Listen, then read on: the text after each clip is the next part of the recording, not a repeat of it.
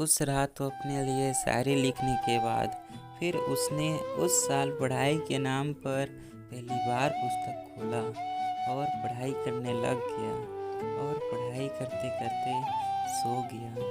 अगली सुबह वो जल्दी उठा और फिर से पुस्तक खोला, लेकिन जब वो स्कूल गया तब वो फिर से अपने शरारती वाले बर्ताव में वापस आ गया। वो ये नहीं दिखाना चाहता था कि वो भी अब पढ़ाई करने लग गया है। वो पढ़ाई का ढोंग नहीं दिखाना चाहता था, वो सीधा करके दिखाने वाले में से था। स्कूल में रहता तो सबको परेशान करता, ना किसी को पढ़ने देता, ना वो खुद पढ़ाई करता। लेकिन जब वो घर जाता तो कुछ काम नहीं, सिर्फ वो और उसकी पुस्तकें। धीरे धीरे समय का सदुपयोग करना सीख गया, जिससे उसके पास हर काम के लिए पर्याप्त समय बचता था। उसको घर में पुस्तकों से प्यार और स्कूल में रवीना से प्यार थोड़ा हद से ज़्यादा होने लगा था। कुछ हफ्ते बाद दूसरा क्लास टेस्ट चालू हो गया। राघव प्रश्न देखता और उसे प्रश्न का उत्तर भी मालूम होता, लेकिन वो फिर से जिस भी सर या मैम का सब्जेक्ट रहता तो वो फिर से फ़ोटो बनाकर जमा कर देता। फिर रवीना के पास जाकर पूछता, कैसा गया टेस्ट? तो रवीना कहती, बहुत बेकार। लेकिन जब भी वो बात करने जाता बस थोड़ी सी बात होती, उसके बाद बीच में रवीना की सहेलियां आके उसे अच्छे से बात भी नहीं करने देते। वो कहते हैं ना, कबाब में हड्डी। टेस्ट ख़त्म होने के कुछ दिन बाद, टेस्ट का रिजल्ट के दिन, लेकिन इस बार सर या मैडम ने इंसल्ट नहीं किया, बल्कि उसे सिर्फ 0 नंबर देकर प्रिंसिपल सर के पास ले गए। पर सर मैडम टेस्ट कॉपी को प्रिंसिपल सर को नहीं दिखाए। प्रिंसिपल रूम में राघव शांत, कुछ नहीं बोला, बस सर हिलाते रहा। अब सर मैडम भी परेशान कि लड़का कैसे करेगा आगे। टेस्ट ख़त्म होने के एक हफ्ते बाद राघव रवीना से अपने दिल की बात कहना चाहता, पर वो कह नहीं पाता है। और स्कूल में खूब बातें करना चाहता, पर रवीना की सहेलियाँ ऐसे होने नहीं देती। राघव मोबाइल भी नहीं पकड़ता था कि उसका नंबर मांग लेता। 1 महीने बाद उसका फर्स्ट सेमेस्टर का एग्ज़ाम होने वाला होता है, तो राघव सोचता है कि अब एग्ज़ाम आ ही गया है, थोड़ा कुछ और समय। क्लास के सभी लोग एग्ज़ाम की तैयारी में लग गए थे, पर राघव बदमाशी में लगा रहता। एग्ज़ाम के एक हफ्ते पहले प्रिंसिपल सर सभी बच्चों को बोल दिए, जो स्कूल आना चाहता है वो स्कूल आ सकता है, और जो स्कूल ना आना चाहे वो घर में रहकर अच्छे से पढ़ाई करना। रवीना और उसकी सहेलियाँ स्कूल आती थी, और सिर्फ एक लड़का राघव सिर्फ रवीना को देखने आता था। वह सोचता, काश रवीना हमेशा उसके आँखों के सामने रहती। वो उससे अपने लव का इजहार अपने अंदाज में करना चाहता, पर वो सिर्फ उसके लिए शायरी ही लिखता रहता। पर वो सिर्फ अपने दिल की बात पन्नों में लिख देता। तेरे माथे की बिंदी और आँखों का काजल, तेरे गले का वो तिल जिस पे हुए हम पागल। तेरे माथे की वो बिंदी और तेरे आँखों का काजल, तेरे गले का वो तिल जिस पे हुए हम पागल। अगर तू ना हो तो तेरे सिवा जिंदगी में कोई सनम ना हो।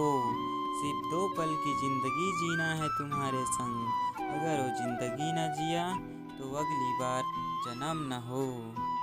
कुछ दिन बाद पहले सेमेस्टर का परीक्षा शुरू हो जाता है। परीक्षा में सभी को रोल नंबर के हिसाब से बैठाने लगे। राघव रवीना के पीछे बैठता था। राघव जल्दी जल्दी अपना पेपर लिख के रवीना को देखता।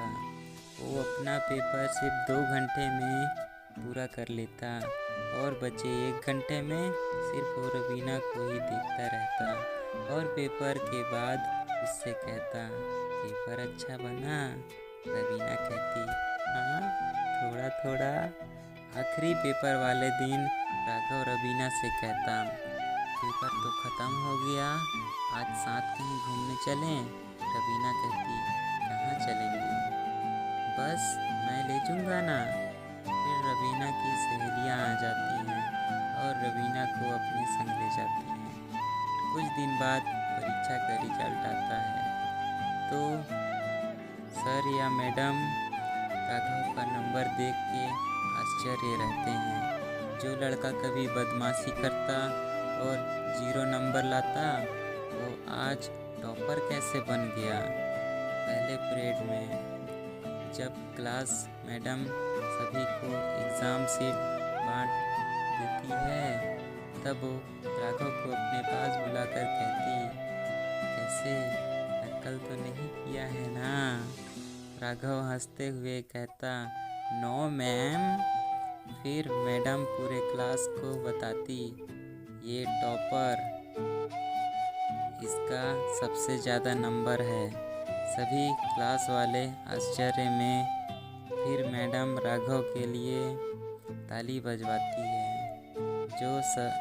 जो भी सर या मैडम आते सभी राघव के लिए क्लास वालों को ताली बजवाते। सभी सब्जेक्ट में वो टॉप किया रहता है। सभी सर और मैडम को खुश कर देता है और पूरे स्टाफ की तरफ से उसे 500 का पुरस्कार दिया जाता है। कुछ समय बाद स्कूल की छुट्टी हो जाती है। राघव सोचता है इससे ज़्यादा सही समय और नहीं मिलेगा। जब रवीना घर जाते रहती है तो राघव दौड़ के उसके पास आता और उससे कहता, सुनो रवीना, मुझे तुमसे कुछ बात करनी है। रवीना, बोलो। राघव कहता, मेरे दिल में तुम्हारे लिए फीलिंग्स है। मैं तुम्हारे साथ कुछ टाइम एक्सपेंड करना चाहता हूँ। जब तुम्हें देखा तब से तुम्हें चाहने लगा हूँ। I love you Raveena. फिर राघव कहता, तुम आराम से सोच लेना और मुझे कल बताना। फिर दोनों अपने अपने घर चले जाते। राघव सोचता, रवीना क्या कहेगी। ये सोच सोच के रात भर नहीं सोता है। अगले दिन रवीना की सहेलियां राघव को बहुत घूरते हैं, ऐसे कि स्कूल से तुम निकलो, उसके बाद तुम्हारी वाट लगेगी। लंच ब्रेक के बाद राघव रवीना के पास जाकर पूछता, क्या हुआ? आगे से कुछ नहीं। अरे नहीं, मैं जो बोला था उसका क्या हुआ? रवीना कहती, नहीं यार, मैं आपसे प्यार नहीं करती हूँ। जरा सर ये सब चक्कर में ही नहीं रहती हूँ।